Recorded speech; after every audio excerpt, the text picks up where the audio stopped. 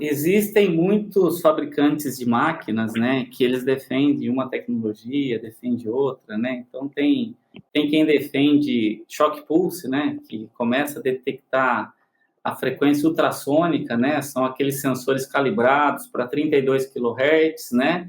E você está pegando o estágio inicial do rompimento do filme. Isso é uma coisa. Existe aqueles sensores que mede até 2, 3 kHz, né? E ele está mais preocupado com aquilo que você sente, que é o movimento, né? Agora, se você quer estabelecer o estágio que ele desce do ultrassom e ele chega ali na região de 10 kHz, aí ele começa a ouvir, né? É o atrito atuando, é a deficiência de lubrificação, é uma frequência de engrenamento presente, é um defeito elétrico que pode apresentar ali naquela região, cavitação que começa a espalhar pelo espectro, né? Então, eu gosto muito de falar, eu falo que tem 3 formas de você fazer preditiva. Ou você pega a preditiva próxima da morte, né? A pessoa está infartando, vai correndo para o hospital, pode ser que dá tempo de sobreviver. E olha só, essa daí é a mais cara, né? Porque eu estou investindo em tecnologia, em sensor, colocando lá, achando que eu estou ok, mas ele vai me avisar, porque a preditiva ela é com base na condição de morte. Sim, está quase morrendo.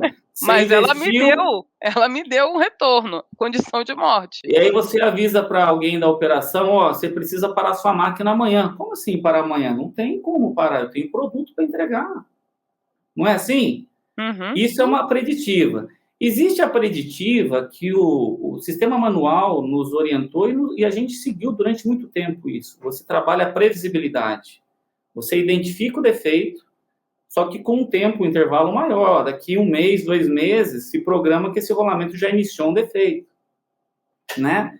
Então, eu falo que isso aí é uma preditiva programada. É a preventiva, praticamente, da preditiva. Uhum. Agora, o sistema IoT, tecnologia que a gente tem hoje na mão para monitorar de hora em hora, pegar desde o momento que mudou o comportamento do ouvir e monitorando até isso daí gerar movimento, né? Porque tudo começa com uma excitação dinâmica, seja um pequeno desalinhamento, seja um pequeno desbalanceamento, que ele vai romper filme lubrificante. O romper o filme lubrificante, ele vai começar a ter pequenas marcas.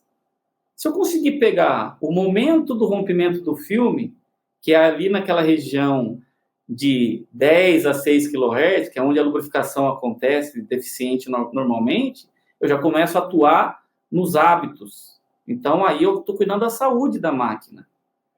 Eu consigo agir, muitas vezes, eliminando a excitação dinâmica antes que o defeito aconteça.